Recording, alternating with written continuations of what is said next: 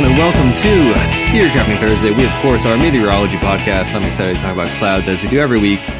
This week, we're going to start off with a poll. Proud, what is your favorite kind of cloud? Cumulus. You just basic cumulus? I respect that. Yeah.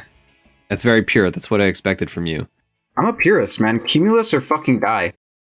Yeah, God bless. I'm going to have to go with the cumulonimbus, just because I like a little excitement, right? Yeah. On that note, let's stop a little bit and let's say the cirrus is a pretty solid kind of cloud. Okay, as long as nobody picks the stratus clouds, right? Like those are basically glorified. Yeah, it's just like fog. Very non-committal. It's just like, are you gonna be fog or are you gonna be a cloud? You know, like I can't look at a fucking stratus cloud and be like, oh, that's a dinosaur that's eating a train. Like, I can't do that. You're just a fucking piece of shit stratus cloud. No interest in that bullshit.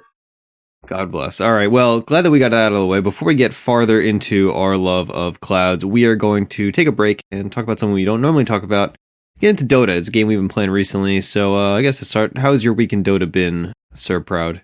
Oh, it's been pretty good. I lost a good amount of solo games, but, I still have 5k, never drop below that besides my first game back. It's been good. Learning some things, trying out some druids. Sometimes you just don't win Dota games, that's just, this is kind of what happens sometimes, but, Luna's a good hero, so at least you can play Luna if you need a win.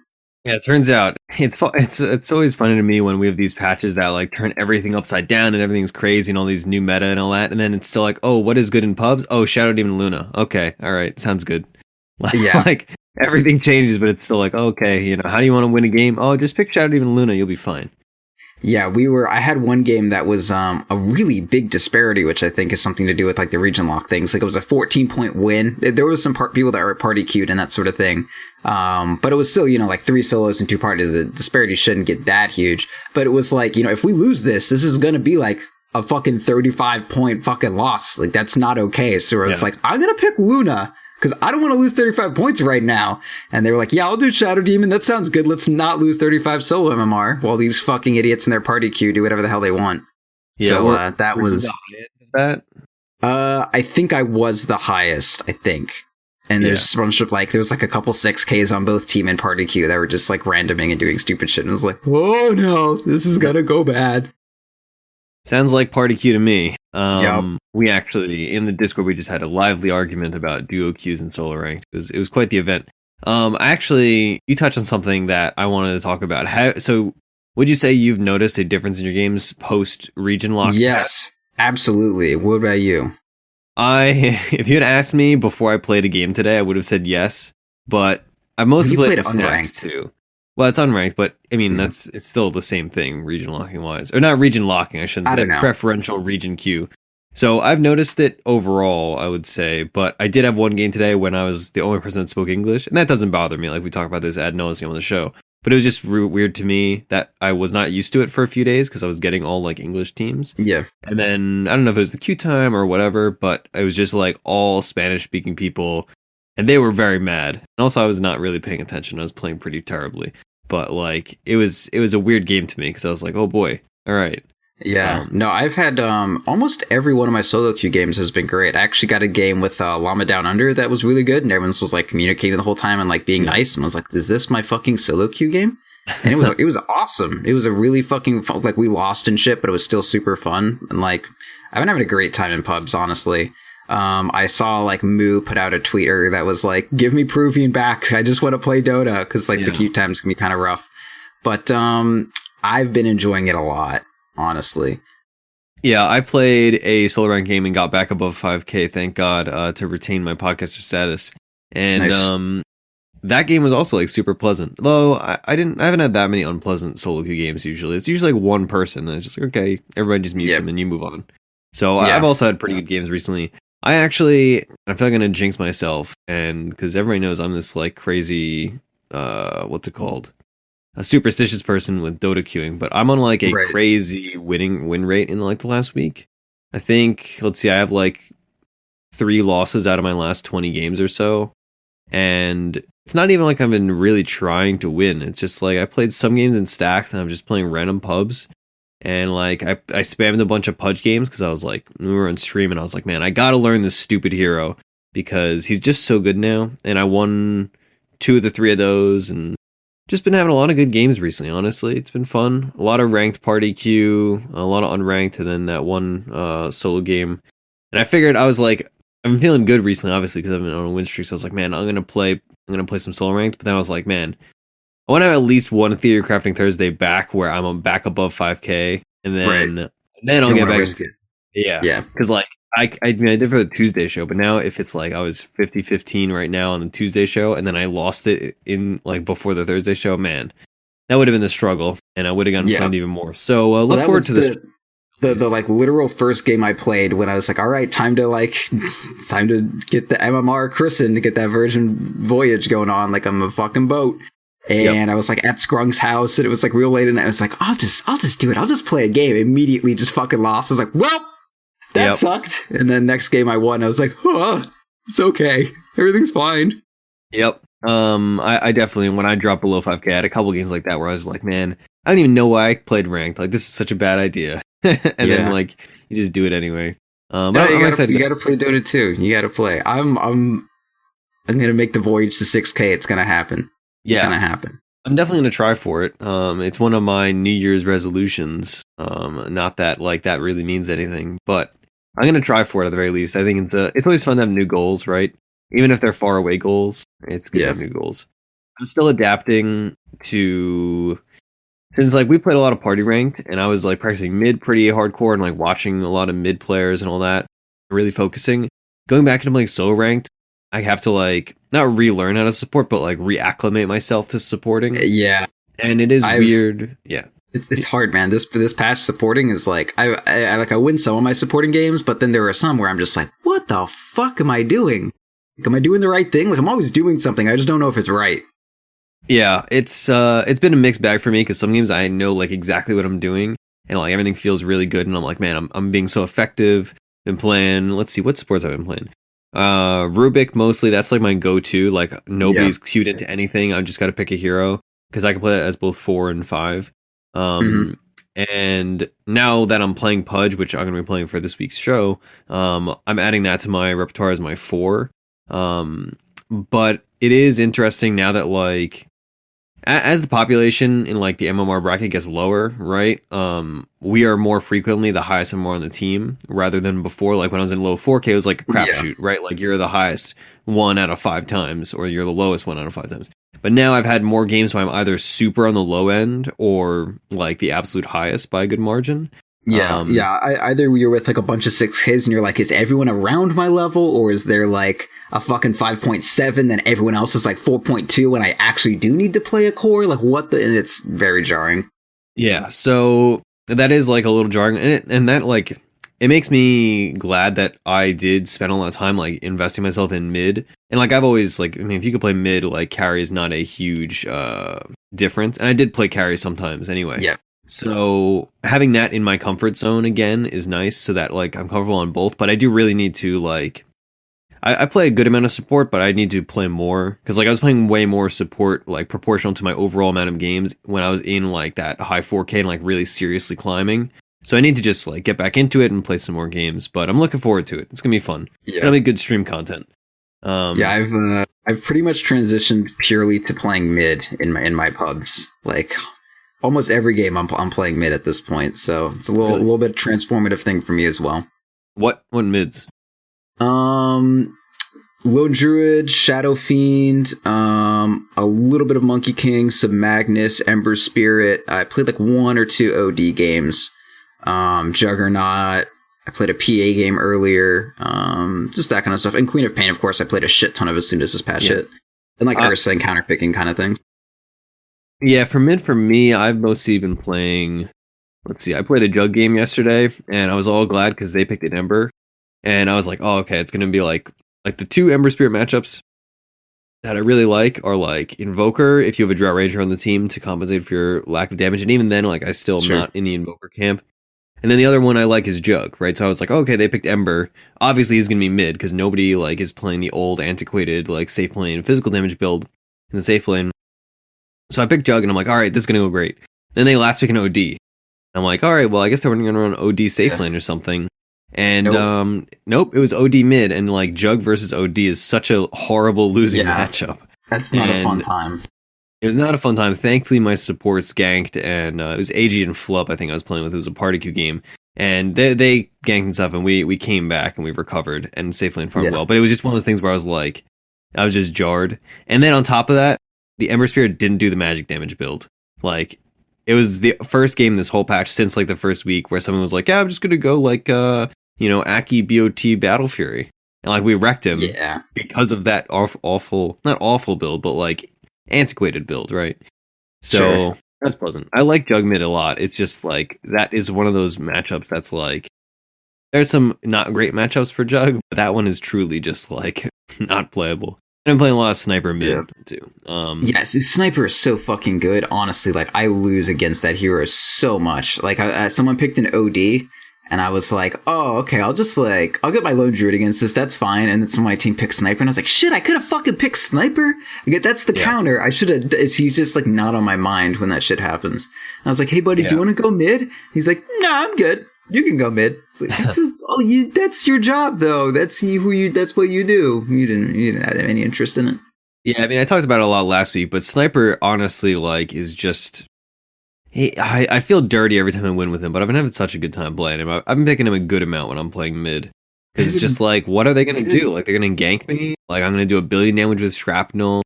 Oh, God, what a hero. That's fucking good.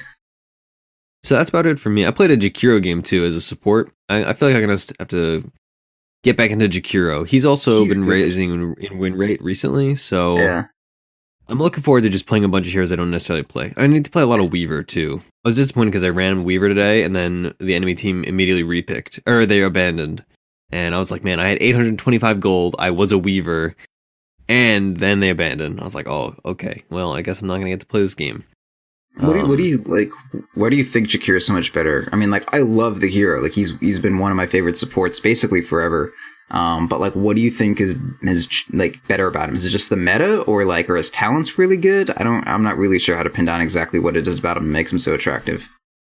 I mean, his talents are interesting. I wouldn't say they're like super good, but they're definitely good. Like, they're not they're above the 50th percentile as far as like useful talents. Like, they're not the kind of talents you skip.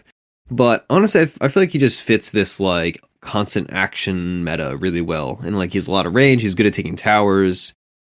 I think he's just like well suited. He's pretty tanky too. As a support, like similar to Lesh, where it's like, even if you don't have any push in your cores, because you want someone like an Ember Spirit or something. Like, Ember Spirit got no business punching a fucking tower. And unless you have Luna, like, the cores that punch towers are a little bit light. Like, Lifestealer kind of does. Jug is pretty good at it.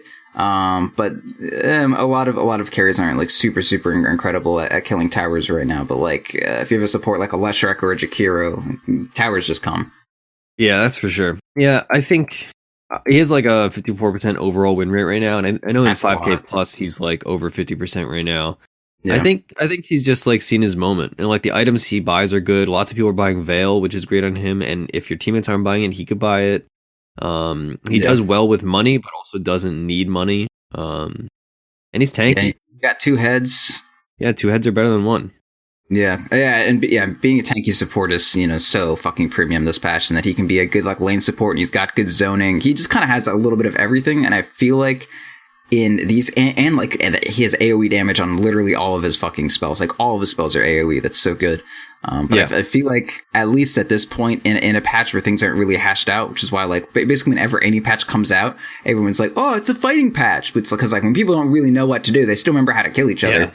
So this patch may develop in a totally like different way. I think this is more so like a skirmishy fighty patch than other ones. I think that's like actually a pretty true read on it. Mm-hmm. But at the very least, you can say, at least with some certainty, that like, when a new patch comes out and it gets all skirmishy, heroes like Jakiro that are tanky and have a bunch of AoE are naturally going to rise to the top. And maybe that'll bottom out for now, but I think it's pretty good. And his talents are like, I'm just looking at them, like, none of these options really are bad. Like, all of them seem like a decent decision to me. I think I'd always go like, there's like 8% spell amp that just seems better than the XP gain. And then like cast range is probably better than the health, but I mean, they're both okay. And then like gold per minute versus attack range, that's actually like a really solid choice. And then the ice path duration versus respawn time, like that's solid too. Yeah. I have you picked any of the XP gain traits? I did it like once or twice on heroes, and I was so underwhelmed that I'm never going to do it ever again. Honestly, like it just feels like the most lackluster decision a person could make. Yeah, I'm not super into them, to be honest with you. Especially on a hero like Jakiro. I mean, like, all of his spells are good when they're maxed out, but I'd kind of rather like I'm gonna get dual breath maxed. Like, that's what's gonna happen, and I'm gonna get it maxed because it's my best spell. So, like, getting those other levels later, like, I don't really need my level 18 macro pyro that bad. Like, that's gonna come from a team fight, not from, like, you know, this incremental 15% experience gain shit, right? Yeah. It's just going to come in like a big burst all at once. Yeah, man, now I kind of wish we were playing Jakiro for the show, because I'm just looking through it, and like the thing I'm very interested in Jakiro with is that he has like seemingly everybody does different builds on Jakiro. Like, I'm just looking at a bunch of like high MMR players playing Jakiro, and also me myself like playing Jakiro. I feel like I do a different build almost every game. Like, sometimes I'm like 2-1-2 at level 5. Other games I'm like 1-1-3 or, you know, whatever. Like, it's really nice to A, have options, and B, I'm just a sucker for like personalized heroes that can do kind of things that are like, some people like dual breath, other people are like, oh, let's just get a bunch of liquid fire. I'm so deep in the camp of dual breath over liquid fire, man. Like, really fucking deep into it. I've been leveling them. I think if you don't have like 2 to 3 points in dual breath at 5, you are not playing this hero right. Well, virtually nobody does that of higher. What the fuck do they do? No, you need points in dual breath. Like, that was the thing. So I mean, they have 2 points. So one guy does it. Above 5k, I see one game of somebody doing dual breath 1-3-5. Most people, though, they're getting like dual breath 1 and 4, or 1 and 3, or just 1. And then they just prioritize they have 2 points in. And some people, let's see. Some people are doing builds where they don't max dual breath until Ice Path is maxed. That's actually, I wouldn't say it's common, but it's like split 50-50. Ice Path is really good, dude. Like, I agree with you. I think dual breath is amazing. And the cooldown goes down so far, and like the stun is up to 2.5 seconds now. Like, Ice Path's gotten some pretty solid buffs, honestly. But man, dual breath, like, its damage is so fucking high. Yeah. Like 400 fucking damage, dude. Yeah, I agree with you. I think, like, the thing about Ice Path, though, which is so nice, is just the ability to divide a fight and have to force, like, kind of like, what's called Ice Path. It's nice to be able to divide a fight. Ice Path is kind of like Ice Path? No, I'm trying to think. Fissure, kind of like Fissure. Or Fissure, okay. I was going to say Ice Wall from Invoker, because they're both lions and icy. Yeah, but any of those abilities where they divide a fight and they force the enemy to make decisions, but it's just so nice to have an Ice Path down, and like, either it divides so people have to run around it, which normally they're just like, whatever, I'll just take the stun. You can't run around an Ice Path. Well, yeah, I mean, you're skirt it until it goes away, but it's there. Yeah, I mean, it depends position wise, and a good Ice Path is not skirtable. You're very right. But I've been on the fence, honestly. I've been mostly doing builds where I'm like 2-1-2, so 2 points dual breath. Yeah, 2 points. I think that's solid. And like liquid fire just scales so well with the what's it called, the cooldown getting lower. But either way, like, this is a perfect example of like why these heroes are so interesting to play and to think about, is that like neither of these is like empirically like, oh no, this is definitely right. Like, there's so many personalized ways that are not necessarily correct or incorrect to play the hero. And also, like, that further, like, you could say if you're playing against certain heroes, you're going to do certain things over the other. Right. So I really like that. Like, I value that a ton in any hero.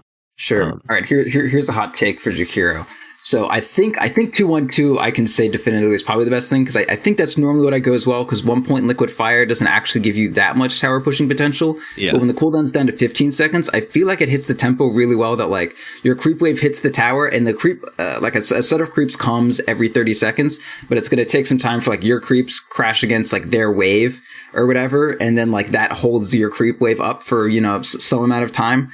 But it's normally like once your creeps hit the tower and you throw the next liquid fire out, it's going to be somewhere between like 10, 15 and 17 seconds before like when the next creep wave actually catches up to you. So like 2 points in liquid fire actually fits that tempo really well. That's just a guess, but I've always felt like the second point of liquid fire is like just monumentally better than the first in terms of like the tempo of actually taking a tower with this hero. So I can totally support that, but man, I would want at least 2 points dual breath by 5. That's at least gonna be my take. Maybe then like the damage isn't that important from your Jakiro and the control starts to like take more of a forefront place. But man, dual breath, what a skill. Yeah, I also think like Jakiro, through the nature of like his abilities and just his stats, is really strong in that, like, I don't know about you, but I've been seeing a lot of dual lanes or at least like roaming support that'll just sit in the offlane for a while. For sure. And he's really good at just like zoning 1 or 2 people. Yeah. And like they can't like return your damage, and even if they do, it's like, okay, well, I have like a whole bunch of health and good regen and like 2 tangos left, so whatever, who cares? Yeah, and even if it's not like a dual offlane or whatever, it's, you know, he's one hero that can solo zone most offlaners by himself if, you know, your other support is the one doing the roaming or the, you know, dual laning on the offlane or whatever. Yep. So that's about it for that hero. Or yeah, was just Jakiro's great. I'm glad we took some time to pay homage to our our two-headed friend. Now I feel like we don't even need to play him. I was about to say, well, we'll play him next week. Also, people didn't talk about core Jakiro, but maybe that's a whole nother discussion. Yeah, I saw Envy playing a lot of that, but or at least some, but it didn't really take off. Yeah, it's just kind of whatever. People were doing it in last patch. Was it DC did it and Complexity did it, and it was kind of like, it works when it works and it doesn't when it doesn't. I don't know. I wasn't impressed. It was like, why don't you just play Dragon Knight instead? Maybe. Yeah, well, he has like, people are talking about with those like 400 cast range or 400 attack range talents, where like you play like a like pushing Jakiro, then you scale into like just building a Deso and like a Dragonlance and having like 1 billion range. But like like shrapnel, so like sniper can support having 1 billion range because you just shrapnel the tower and push that way, right? But Jakiro doesn't have something to facilitate that unless you have uphill wards, which they're just going to de-ward. So I'm like, oh hey, this guy's attacking from 1 billion range away. How? Yeah, and I mean, he gains, like, you can go up to, like, 940 range at max, because it's not like he starts with a bunch. It's not like he's a 600 range hero, and then he gains 400, and it's a 400, and then he gains 400, and then you can lance up for 940. Yeah. But that's, like, it's worse than Lone Druid still. I don't really care. Yeah, well, see, now, like, I wish I could test it, but the cast range, I believe, also affects the liquid fire. In addition to attack range. So you could be throwing liquid fire from like 1,000 range, but then you'd have to go up that extra 125 to be attacking. I think that might be how it works. I can see that. Either way, like it's long range, right? But anyway, that's a whole nother discussion. So for this week's segment, what we're going to talk about is a bit more free form than usual, I suppose, although we're always pretty free form. We're going to talk about building a build. Specifically, we're going to be talking about Monkey King, because for this week, our combo is going to be Pudge Monkey King. So I've been playing Pudge, and that hero is pretty darn good, so we'll talk about that later. But for Monkey King, everybody kind of knows the like popularized build, I suppose, with like, you know, the Phase Boots, Aki, Echo Saber, Vanguard. Aki sucks. Well, maybe not Aki, whatever. I don't play this hero, but anytime I see a Monkey King with a quill, I'm like, the fuck are you doing? Like, don't get that item. Anyway, the classic like Echo Saber, Vanguard, Deso sometimes, and like Abyssal, you know, you tank up, but the Echo Saber is like the real key. But Proud was talking about a different build that he saw, and so our whole segment is just going to be theory crafting, like, and basically a good example of how one goes about building a build and talking through the idea of like, okay, what are we going for? What are the strengths? What are we accenting? What are we losing from this?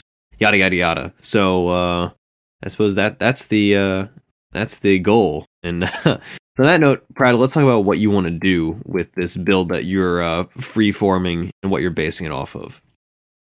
Yeah, so I was playing. Sorry, I'm just testing out the Echo with the ulti. Man, the Echo is super solid. But anyway, I was playing against this Monkey King that did a much more like attack speed focused build. And kind of one of the issues that I have with Monkey King is I like the idea behind the Echo Saber. Like, it's undoubtedly really good, and there's no debate on why it immediately came to everyone's mind, where they're like, oh, he needs to get up to 4 strikes. Hey, this one will get you up to 2, and it also does a little slow, so it's not too hard to get up to 3. But I always kind of run to this brick wall. Like I start off and I get my, few attacks in, and then it just kind of bottoms out really quickly. And then even once I do get my, like the Jingu pops, then I still either need to wait like the full 5 seconds for my Echo Saber to be up again to actually get some real hits in, or I just attack like very slowly. Cause the only real attack speed items you get on them are the, 10 that you get from Echo Saber. And then you have 20 attack speed at level 10. And that's about it. There's really nothing else you can. I mean, you can get the Aquila, but that's such a huge amount of money to delay your Echo Saber and what other all the other like utility items. Like the Aquila really does nothing for you outside of a bit of attack speed once you're like if you're going for the Echo Saber, and it delays your Echo Saber so much. Anyway. And you get in from the Echo Saber too, so it's like, well, you don't even need like the regen from the the Bassi doesn't matter. Like you're not split pushing too much on this hero. You're trying to do like a lot of fighting and pickoffs and that sort of thing. The one thing that is really nice is Wukong's command does his ulti.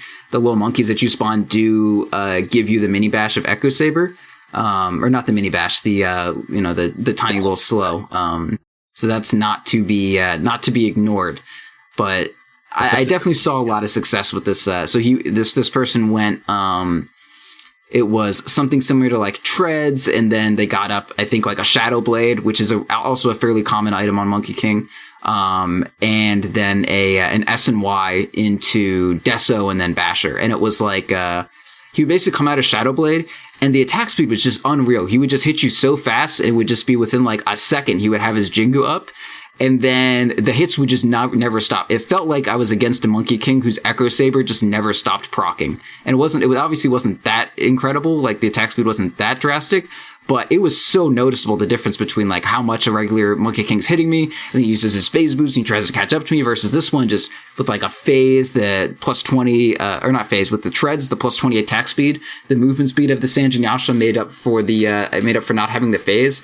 And it was just fucking like unreal throughout the entire fight. Just the hits would never stop coming. It seemed like he always had Jingu up and he was always hitting for plus 200. Then whenever he wasn't, it was just up again every time. Like it was fucking terrifying. Yeah, I mean, it sounds like it, and it gives you a lot of stats and like the build up. Like SNY is kind of a forgotten item, right? Like it's very rare compared to how it used to be. And it's still so good. Yeah, it's good. It's just like people have a lot of alternatives, but the build up is so great, right? Like when we think of like here's that Rush Manta, like Jug, a lot of time you'll see him rush Manta.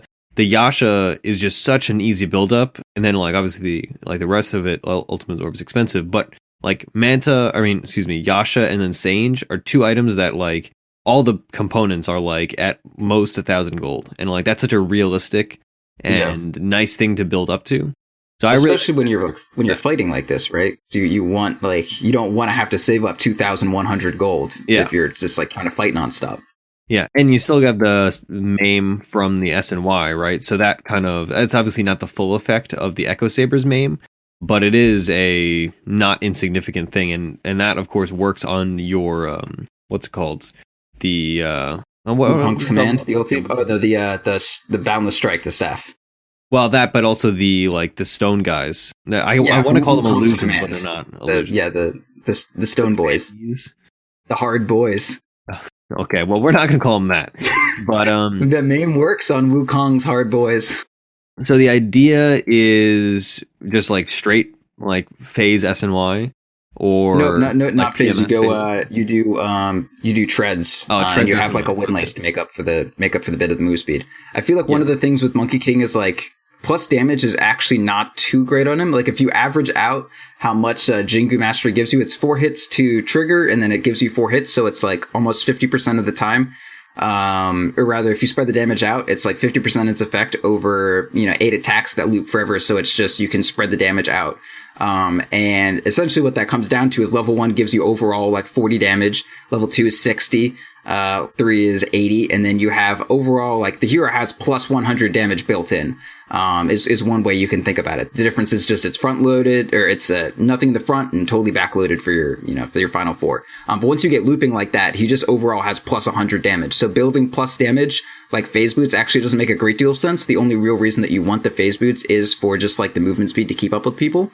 Mm-hmm. But the tread, like if you have Orb of Venom is really good early on this hero. So if you have like an Orb of Venom and a Windlace, or even just a Windlace and someone else to provide any amount of slow, or just you get on top of them and you have the slow from your primal spring to jump off trees, and you just attack fast enough that you don't need the phase boots to keep up with them, because you don't have this huge amount of time that you need to get your 4 attacks up, and then another huge amount of time you need to get these to get the 4 attacks that are actually going to do the damage off. You can actually just build like a ton of attack speed and just get to your Jingu mastery really fast, and then unload those swings as fast as possible. Yeah, so it's more about sustained damage rather than burst. Yeah, so or just getting to your burst even faster, like one of the two. Yeah.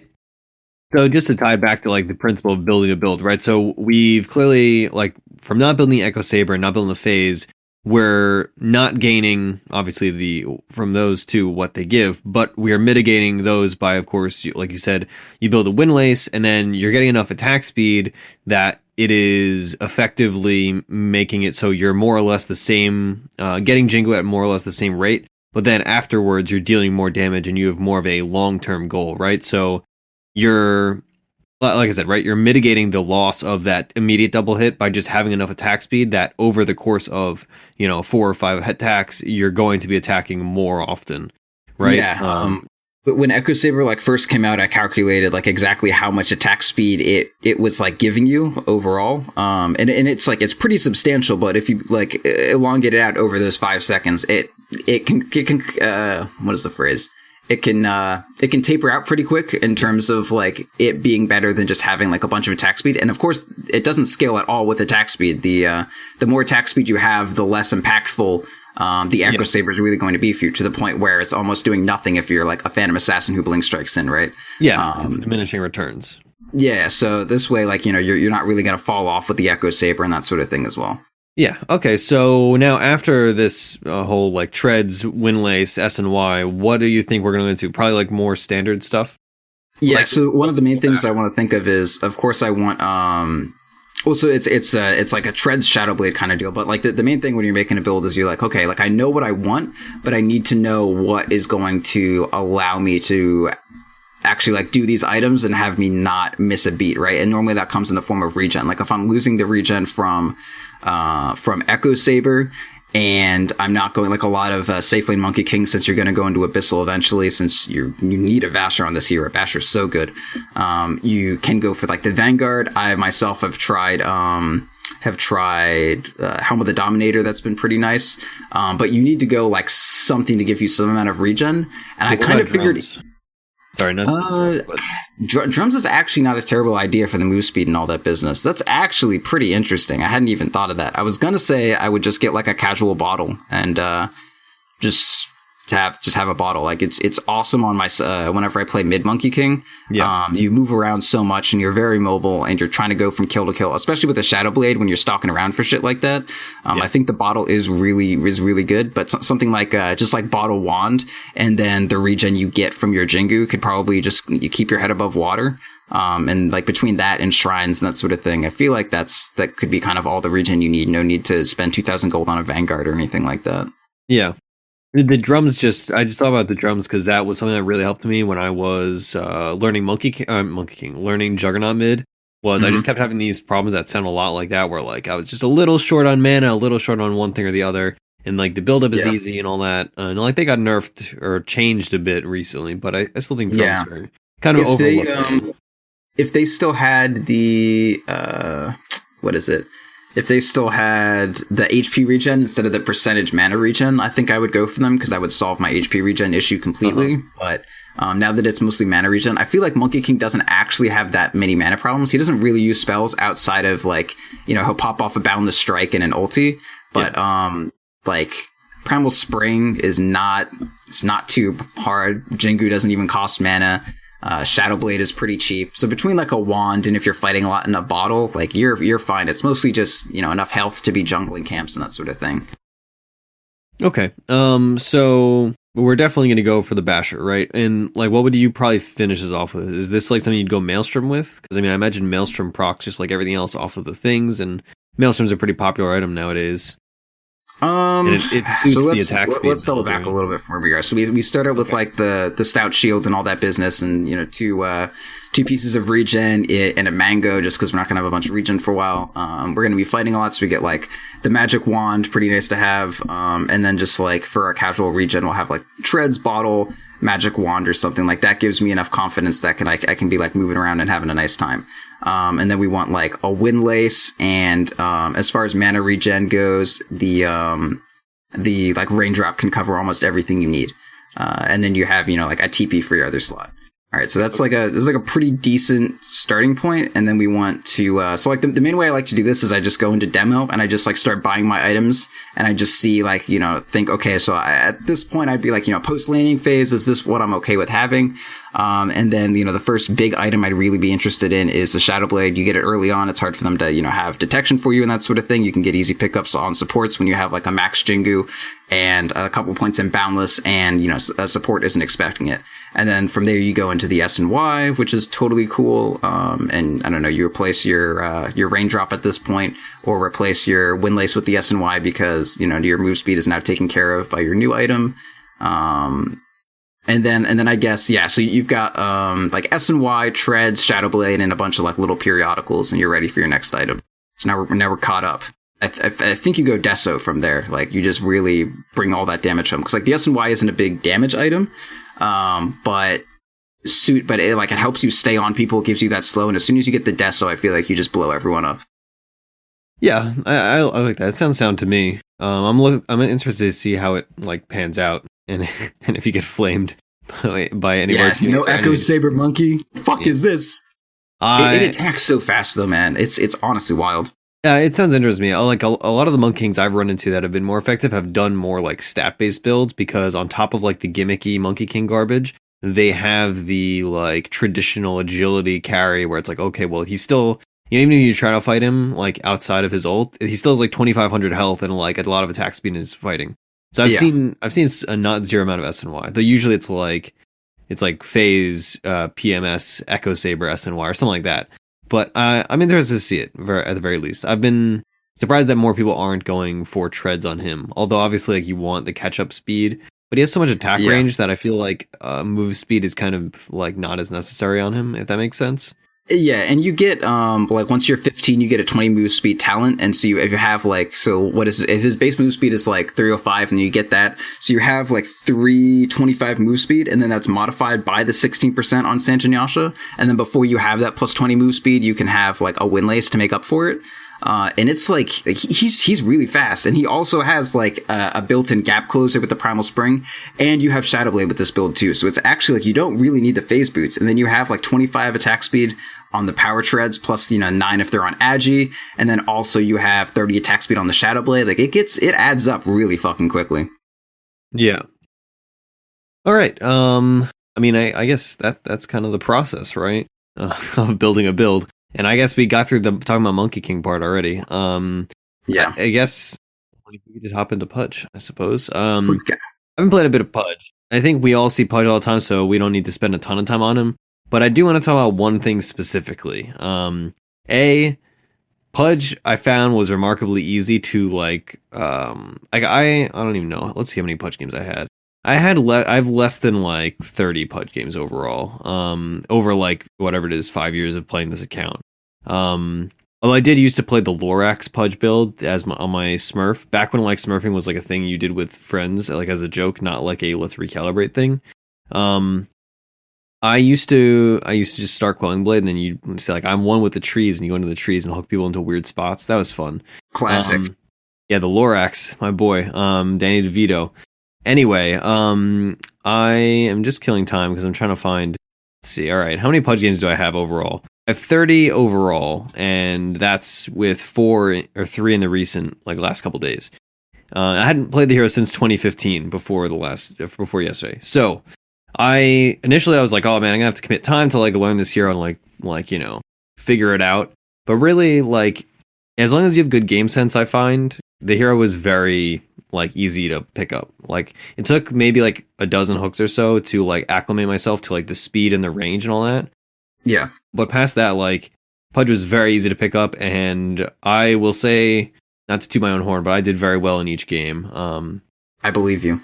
And it was a lot of fun, honestly. Like, I think everybody kind of like has that stereotype of like, oh, Pudge players, haha.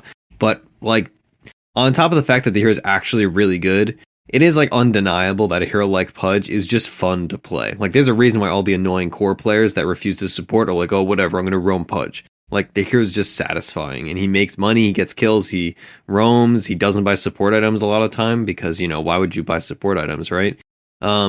So I will say, like, I kind of begrudgingly had a lot of fun in the hero. Kind of like my love-hate relationship with Sniper right now. But the thing that really got me into the hero was like a week ago or whatever, I saw an enemy Monkey King absolutely dominated me and my teammates by building an Atos. He went like a tranquil enemy Pudge. Yeah, an enemy Pudge. Okay, you said Monkey King, and I was like, why is this Monkey King building Atos? It's been a very long day. I've been inhaling. Okay, I've been inhaling dust from the dirt from the 1940s for like 2 days straight. And is that what the kids are doing these days? Well, yeah, we bought a collection of 1940s baseball memorabilia, and like it's covered in dirt. 1940s dust. Yeah, but it's just covered in like dirt and stuff, so it gets all over my hand, and like I honestly feel like I'm gonna like get some weird sickness from it and maybe die. Kind of like, you know, like people opening Egyptian tombs. Yeah. Anyway, like, and they cough and shit. Yeah, it's worrisome. It makes my hands feel weird. I should get a workman's comp or something. Anyway, this guy, he built Atos on Pudge, and I was like, whoa, boy, that's interesting. And then like 5 minutes later, he got like 1 billion kills with it, and it like the range works out, and like you build Aether Lens after that, and the range works out that it's almost exactly the same as Hook, except I think it's a little longer, and you can just like line people up perfectly. Like, you don't even need to know how to hit hooks. You just Atos them. They're like, oh god, something's gonna happen, and then you hook them. Atos, of course, also has tons of utility. I was using it in one of my games. I was against a Storm Spirit, and he was like, oh, I'll build a Lincolns because like I don't want to get dismembered. But I would just Atos him, hook him at the same time, and then ult him, and then he wouldn't have his Lincolns up because I had an Atos. And Atos is honestly just a really, really good item right now in general, I would say. Like Roots got buffed overall. Roots are really good. Atos is just strong. The stats it gives are amazing. One of my games, I had like 6,800 health, and it took like an hour. But I had like 5,000 health at like 45 minutes or something. And Pudge also, like we talked about earlier, he satisfies that. I'm trying to think of the word for it, but he satisfies the. He fulfills the goal of having a support that is tanky, can fight a lot, and roams well, and can do things, right? Kind of like Jakiro, right? He's a good 4 for the patch. He's a good 4. And like Dismember is honestly just an amazing ability. It's a stun that pierces BKB. It is channeled, of course, but it's channeled onto somebody. So if you're channeling on the right person, that person cannot disable you. And in a lot of games, like people are not going to have, not a lot of games where people are not going to have stuns, but it's not uncommon to play a game where the enemy team has like 2 stuns or something. A lot of people talk about this with Legion Commander similarly, but Hook, just like Legion Commander's heal, is both offers offensive capabilities and defensive capabilities, and having a save like that is so much value. And just displacement as like a conceptual part of Dota 2 is so strong. Like that's why one of the big reasons why Batrider is so good, right? It's because you can displace somebody from where they were comfortable into where they're uncomfortable. And like, for instance, I've been playing Pudge, and it was a coincidence, but I picked Pudge and the enemy team had a Monkey King. He would ult, and I would just hook him out of his ult, and it would just go away. Yeah, dude. It was good. It was so good. I also did that too. I also saved some. I like occasionally just make bad hooks and save people.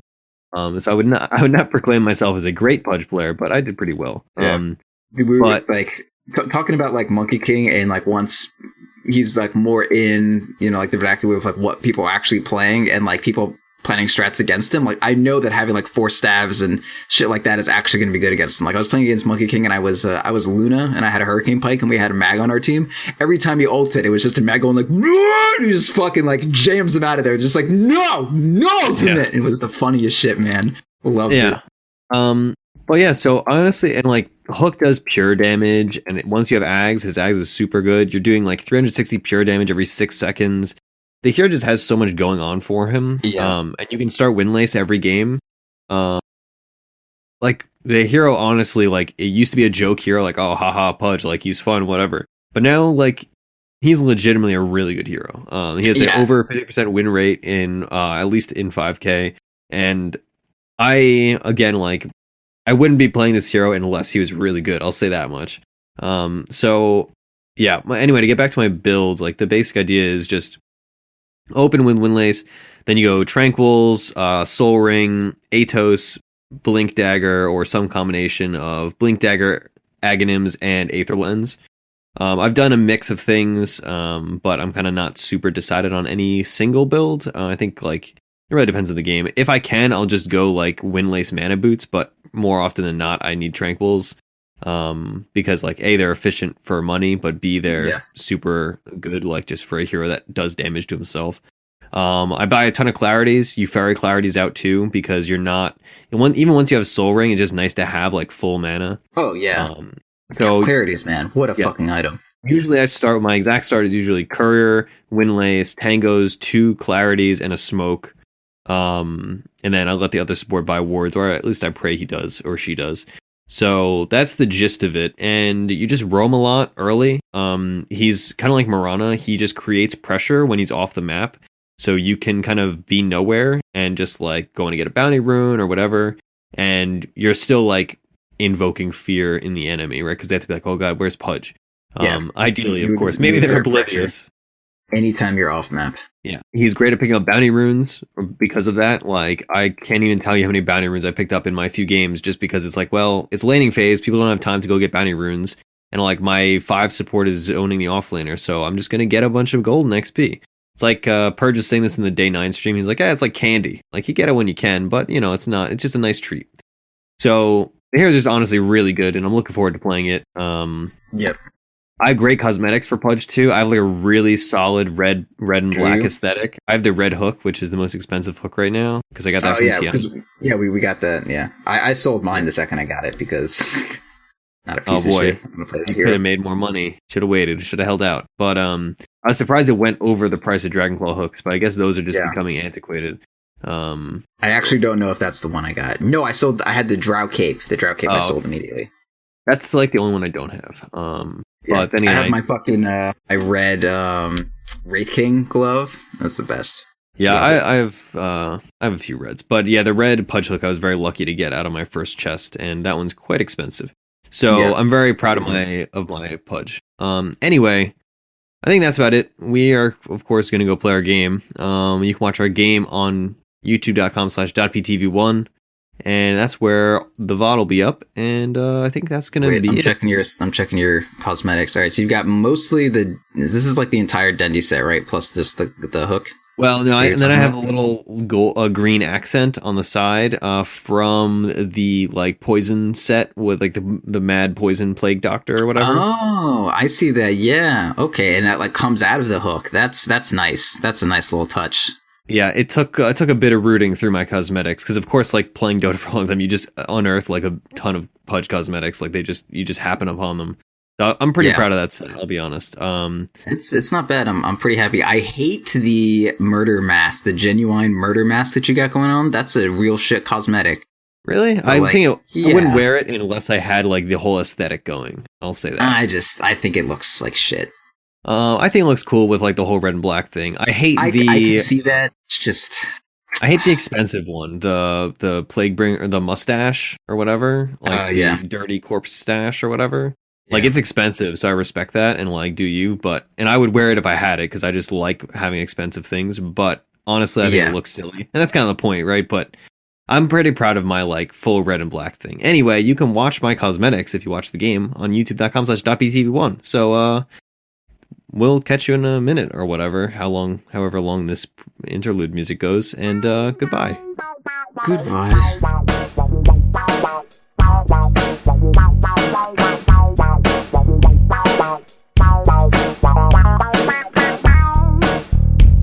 All right, hello everyone, we are back. We have just completed our game, and Proud, dare I say, that might be one of the best games. It's definitely top 3 Theorycraft and Thursday games we've played, I would say.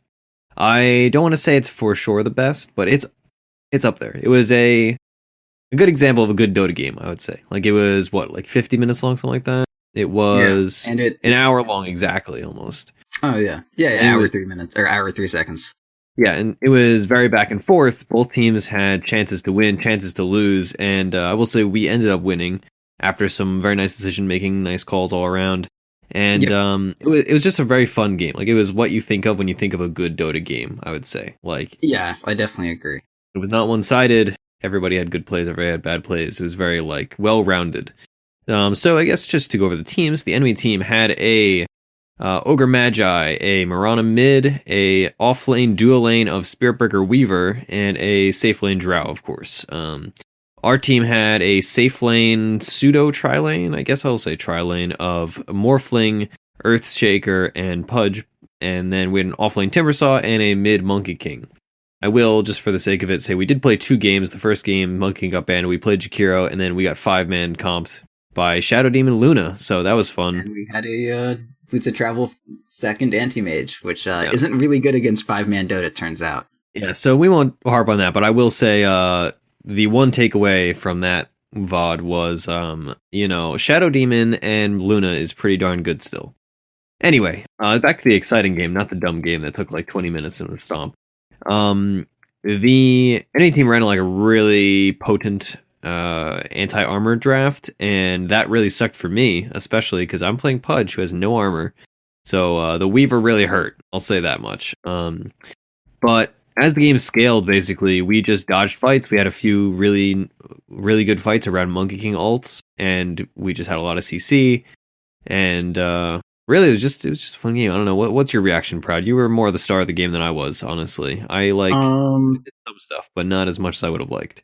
Yeah, I don't know. I feel like we just played pretty well around our ultimates. Like, they had a lot of damage, but we were all decently tanky, and it's not like they really caught us out at any point with anything too strong. I mean, when they did, they just killed us and, ran over us.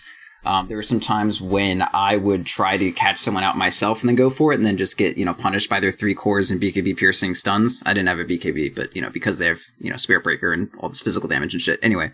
So we'd kind of go for it, and then if I overextended, they would just kill me. And our Morphling, I feel like, did nothing all game until he hit critical mass, or they hit critical mass and all that business.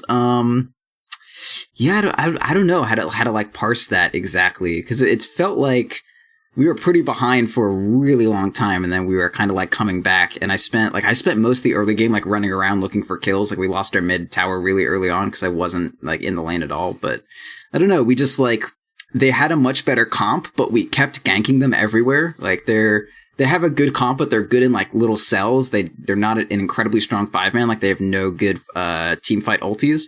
So we were able to I ganked the Drow a couple times. We kept kind of killing their Drow. You guys didn't feed in the safe lane, which was incredible. We tried. Yeah. We've had a few kills, but not uncontrolled. If you watch the VOD from the onset, we're just this is a fucking catastrophe of a game. Yeah. But we made the plays somehow. I think they just because they had a huge advantage with their off lane against our safe lane, right? Did they just overextend it? Think it was a better advantage than it was, or what? I mean, it's basically they died under tower a lot, or at least they were under tower a lot. Yeah, I mean, they had Spiritbreaker, right? So he's the perfect hero to dive towers with. And basically they were just hyper aggressive. And I don't know what the exact kill score was by the end of laning stage, but it was one of those things where they would trade by they would almost always kill one of us, usually me, because I was the lowest armor of the lot.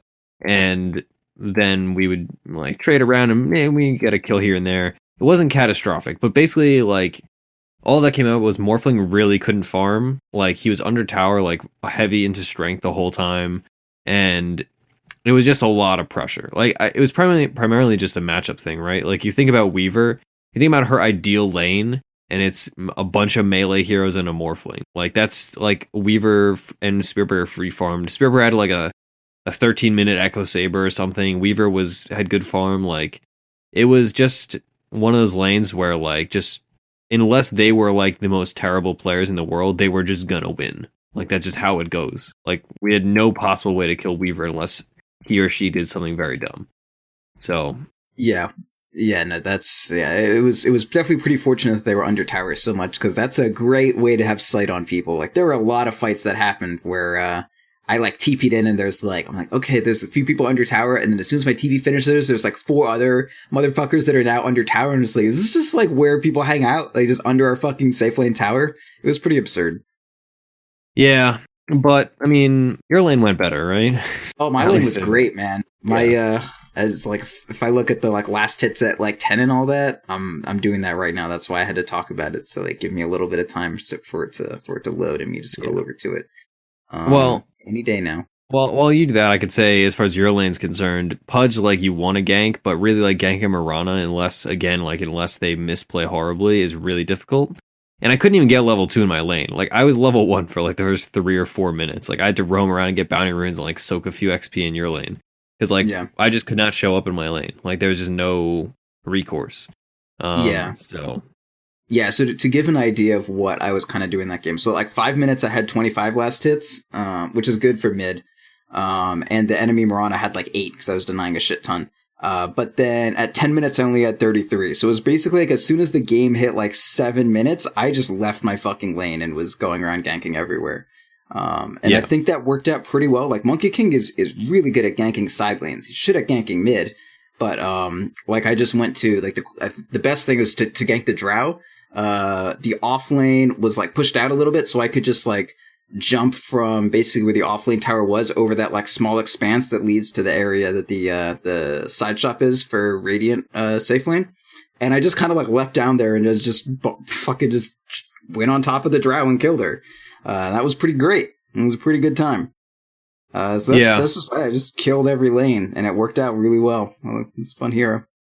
Yeah, and so as the game progressed, what would you say was like the key to our success? I mean, because there was a very long period of time where I feel like we took a few bad fights, and there was a very clear reasoning why we would lose fights, and then very clear reason why we would win fights. I think my summation of it would be, we had one of those teams where we were really good on the defensive, right? Like we had a Earthshaker with a Blink Dagger and a Glimmer Cape. We had a Monkey King who, like, your ult is much easier to use when you're in defensive positions.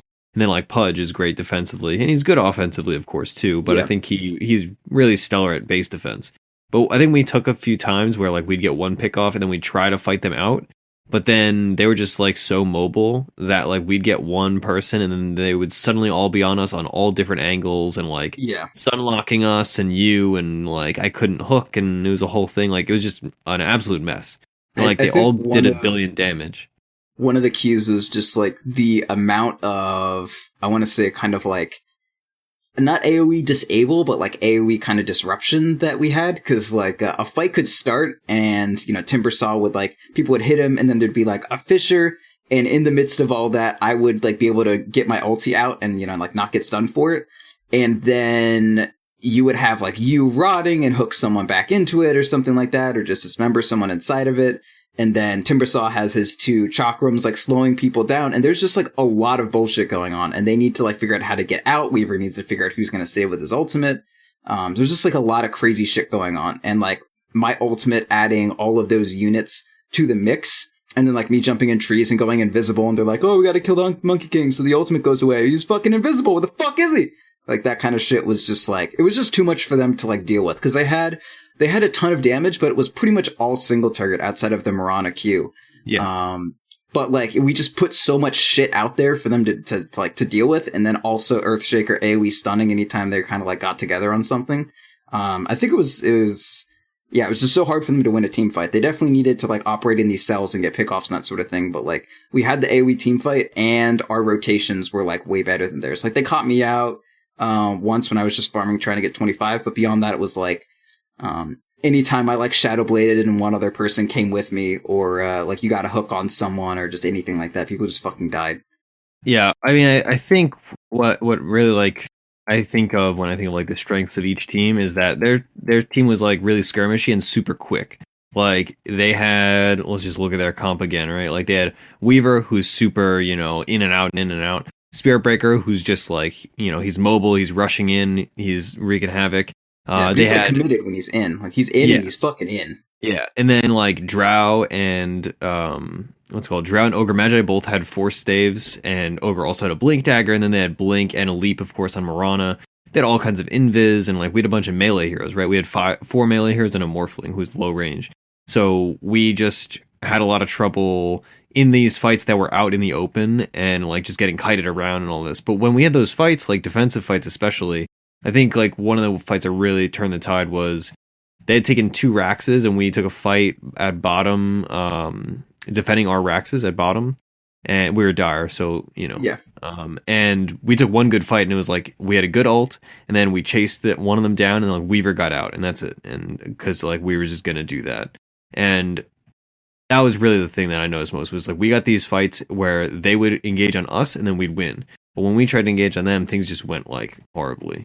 I play so many games like that where it's like we should be winning, but we're so bad at going on the offensive that like we just like putz around for a half an hour and then lose. So and there are like so many places in the Dire base that I feel like, I mean, this is probably true for Radiant as well. I guess not the Dire base, but like the Dire kind of defensive area surrounding the base where like all these like weird tree paths do so much for you. Like there was that fight that we had was like about where a bit beyond where the tier 2 tower is for Dire bottom, and like we had like a ward there, and then I was up in the trees, and we just saw fucking everything, and then Earthshaker got like this perfect Fisher out, and then that like blocked them all pretty well, and then I got my ulti out, and it was just like everything went so perfect, just like so well with like the vision between like a ward and then me in the sky, giving us the flying vision, and just like worked out really, really nicely. Yeah, and also like to bring it all back to one of the core strategic things that comes back every episode of Theorycrafting Thursday, I think. We had 5 tanky heroes. Tanky heroes are good. Even like we had 5 tanky heroes that became squishy because of all their minus armor. Like imagine if like I was playing Crystal Maiden, or like if we were playing like any other, like because I actually was thinking about playing Crystal Maiden for the show tonight, and I was like, man, if I was playing Crystal Maiden this game, I would not have been alive at any point. Like having tanky heroes is good. Like Spearbreaker for their team, for instance. Like if they had a different 4, they would have been shafted because it would have been like, oh boy.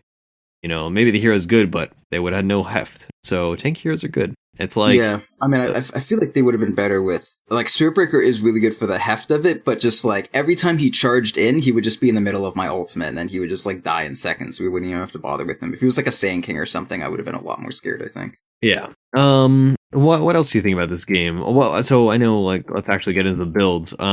Sure. I guess my build will be quick to talk about. I was pretty happy with it, but I will say, like, it just came out a little too slow. Like, I feel like this Atos build is really good if you're snowballing, but like let's see, when did I get Atos? I got it probably around like what, like 20 something. I got Atos at 29:50, so like 30 minutes. And it's nice to have the Vit booster, but I mean, for context, I only got Tranquils at 8 minutes and Soul Ring at 12, right? So it wasn't like I was delaying my big item. It's just I got nothing. Wait, when did you get your Aether Lens? Late. When did oh I get my Aether? god! What the 57 fuck? Have you ever played this hero before? You got Glimmer before Aether Lens? I had to get Glimmer because I wanted to save you. And like, I was never a range problem, honestly. I almost never had range problems. It was always just like I was dead or my team was dead problems. Right. But I do. I'm just saying, I don't know about this. Did your senpai go Atos before Aether Lens too? Yeah, he went Atos Aether Lens. Okay. But the thing is, like, I think this build is more suited to the snowball. Like, I think in previous games I've had Atos at like 15 minutes, like 18 minutes. And then it's really good because you're just like, you have all these stats and you just are just pounding down people, walking to the lanes. But I got it at a point that was too late, and they had things to mitigate it, like Manta Styles, etc. So I think I should have just, like, in a situation where I'm not getting a lot of farm and not getting a lot off the map, I should just do the, like, more classic, like, Tranquil's Soul Ring, Aether Lens, or Tranquil's Soul Ring, 4-staff Aether, something like that. So in retrospect, that's what I would have done differently. But yeah, I had to buy a lot of like defensive items I wouldn't normally buy just to like live through fights. And like ideally you would have gone Atos Aether, but you had to get like the Ghost Scepter, which is like kind of all the big pieces of it's like about as expensive as an Aether Lens, more or less, just for the fact that like it's one big piece instead of a bunch of little ones. Yeah, so that was unfortunate, but it did its job. And Glimmer Cape's a real good item, it turns out. Even though they had gems, but like still just magic resist. So much of their damage, even like Spearperker's Bash is magic, right? Yeah. Well, is it? I'm pretty sure it is. Be. Let's see. Spearperker's Bash. Damage type magical. Okay, cool. But so that's my build basically. I think my takeaway is only build Atos if you're like really snowballing. Instead, just do a classic build. And even then, like maybe it's not the thing. Maybe it's just like Atos second item or something. But I stand behind like Atos as an item in a general sense on Pudge is really fun and really good. Also, Atos is just great in general. Yeah, it was super solid. And but like between me, Earthshaker, and you with your Atos, there were a lot of opportunities to just like catch a motherfucker out and set up a hook. It was great. Yeah. It's like doubly hard playing Pudge with all melee heroes on your team too. Like it's just hard to hook people because like you're jamming on them, and we have like an Earthshaker that's hopped in. Like that was actually a real problem that I did not like. It makes sense right when you say it, but when I was like at pick screen, like I would not have thought about it until it was actually in the moment, and I was like, man, there's just a big ball of people. Like who am I gonna hook here? So that was my game basically. So let's talk more about Monkey King though, because your build was very impressive to both of us. I would say. I think I'm definitely on the boat. Like I'm not gonna play this hero, but if I did, I'm into it. I like the build. Okay, so I was mid, and I did my kind of standard thing where I go, Poor Man's Shield and the Branch and Fairy Fire. First bit of gold, I bought the Salve, of course, and then I bought the Orb of Venom next. And I like getting the Orb of Venom like before bottle, just so like this is before both of you have boots. And it's really the only way you're actually going to get 4 shots up, especially with only the 10-second duration on your Jingu. But as soon as you have that Orb of Venom, you can bully super hard. And I was against a Mirana, even though she had a Drow on her team. It's still rough to go up against, or it's still rough for Mirana to go up against like a Poor Man's Shield, mid. That's kind of like a phrase you hear a lot of people say when they're up against Mirana, like, oh, let's pick a Poor Man's Shield mid. And that's, because her damage is so low, she can't harass you at all. And it's like, it's really good. So I had Poor Man's Shield and Orb of Venom, so I was able to bully her really well, had more damage than her, so I was just, denying and last hitting and shit. Then just like standard bottle boots. And then I got a Windlace just to like really make sure I could like be roaming and killing motherfuckers as much as possible. Cause like treads are good, but 950 gold is way more than 235. So I just went for the Windlace. So I got the treads finished up. And I was kind of having to decide between whether or not I wanted to go for like a wand or a raindrop, but I kind of settled on like the game was going kind of weird. And my slots were basically all full up between like the Orb of Venom, which originally I was like, I'll just get rid of this later. But once, like I got some ulti off and it was like, oh wait, my monkeys all apply Orb of Venom. This seems pretty fucking good. So I just kept it for a while. I probably, in another game where they had like a lot more magic damage were killing me with more of that and not just like this drow shitting on me every game or every fight. I probably would ditch the Poor Man's Shield for a raindrop, even just for the more mana regen. But I was roaming around so much and getting so many runes that it didn't matter too much. But yeah, so then I went, so before I said I was going to go Shadowblade, then S&Y. And I think you would definitely need the raindrop if you're, or the wand, probably the wand if you're going for the Shadowblade before the S&Y. Just because Shadowblade costs 75 mana to use, and you kind of operate like on a razor's edge with Monkey King's mana. You don't use that much, but also you don't regenerate that much. So if you add anything to it, it fucks up your equilibrium like completely. So nice to have the wand to offset the Shadowblade there. But since we were kind of like dying and I totally forgot about the Shadowblade, I kind of just went for the like raw stats and tankability of the Sanjin Yasha so I could stay all up in that shit. So as soon as I got the S&Y and I got that 20 attack speed and plus my treads, like my attack speed was wild. Like I felt like I had an Echo Saber up the whole fucking time. Like it was just like, every time I found someone, like there was a fight and I like came out of Shadowblade, hit someone. This was after I got Shadowblade, but it was about this timing. But like I hit them and then I hit them again. And then cause I could get like, I mean, part of using a Shadowblade is you need to think how much time they need to react before you need to stun them out.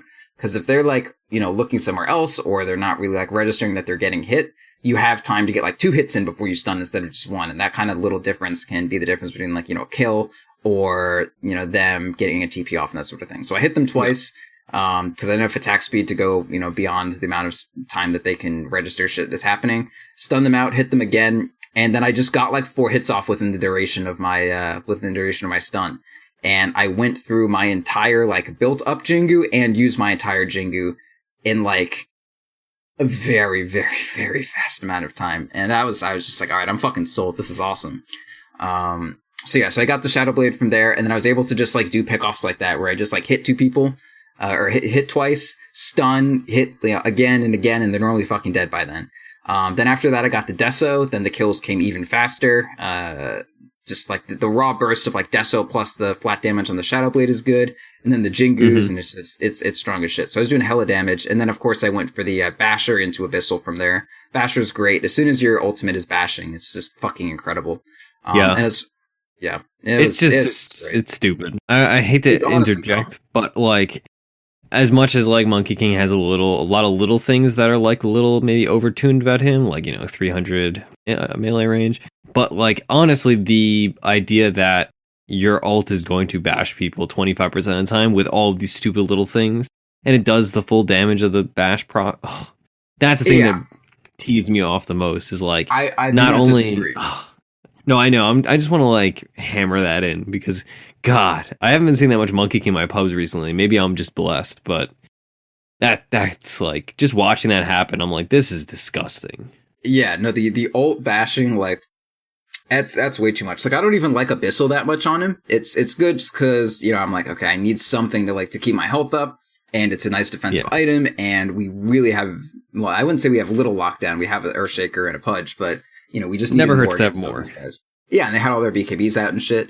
And obviously, if you have a bash, you're going to turn it into Abyssal. But like on my other build with the Echo Saber thing, I would go like what would I go? Echo Saber. What was it? It was like Echo Saber, Basher, and then BKB. Like I wouldn't bother to finish the Abyssal. I was just like, all right, Basher, that's enough. The way you go BKB. It also was kind of hard to play with the Abyssal with Monkey King because with most heroes, it's like with PA.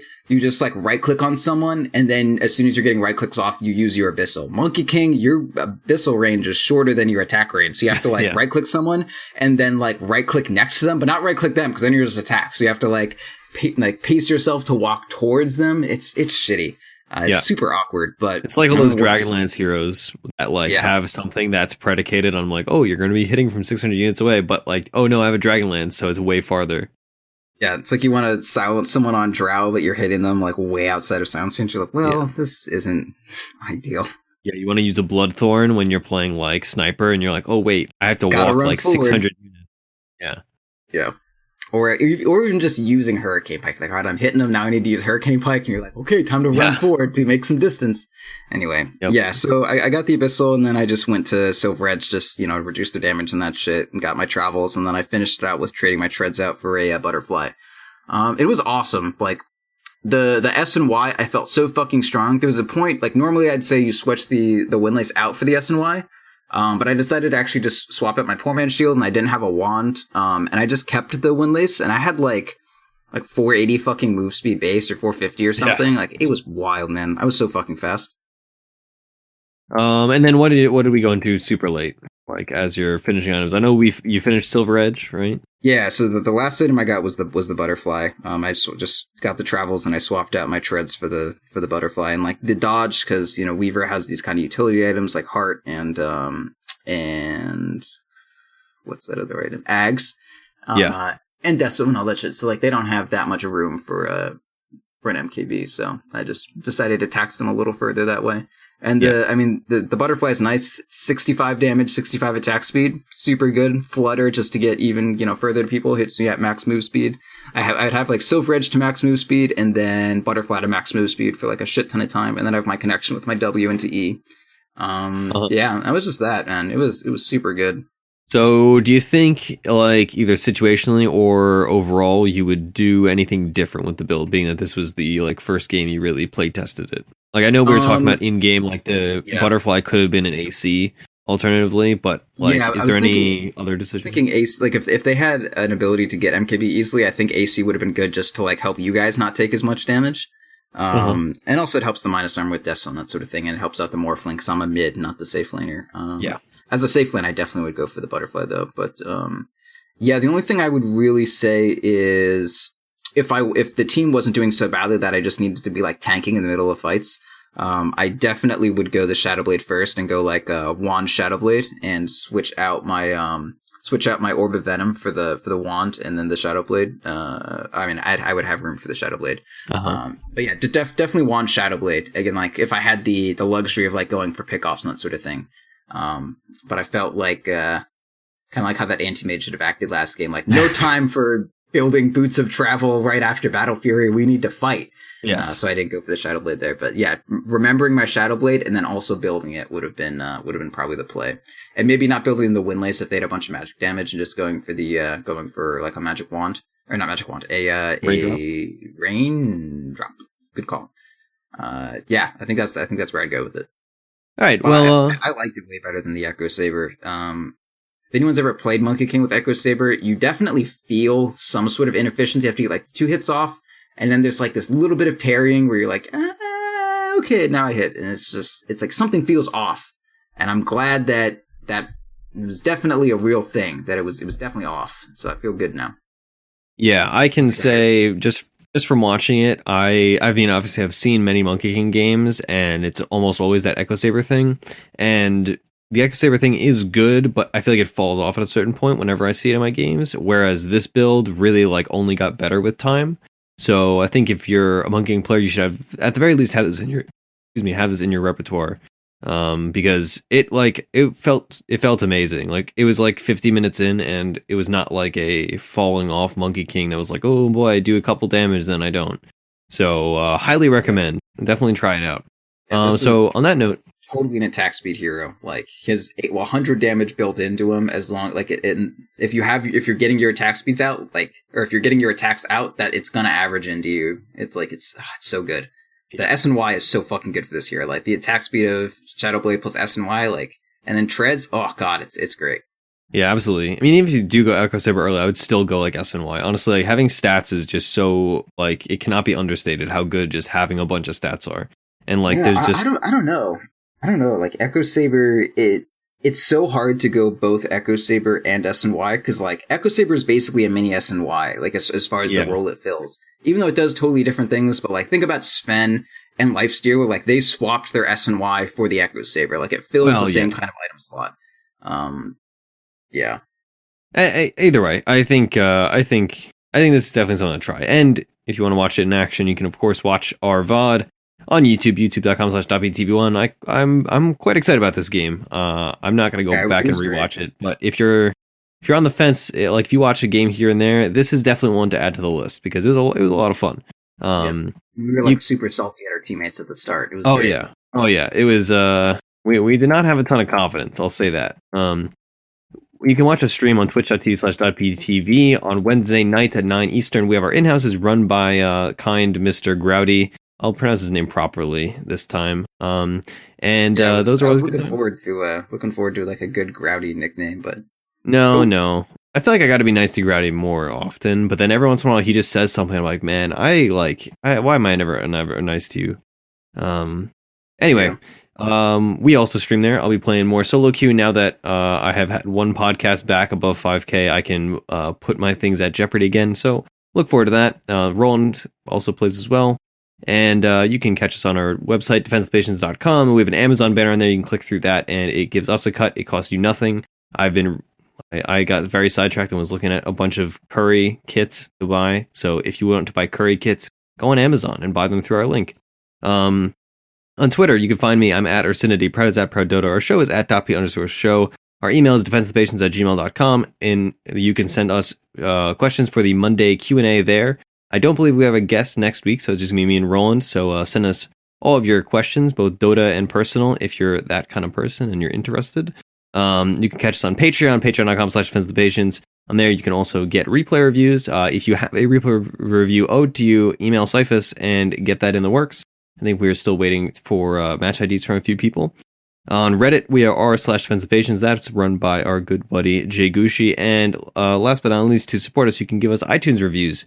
We've been getting a lot recently, and they help us more than you can imagine. So thank you very much. We'll read them on the show, I'm sure. And I think that's about it. So thanks for watching. Thanks for listening. And remember, Monkey King's overpowered, guys. Goodbye.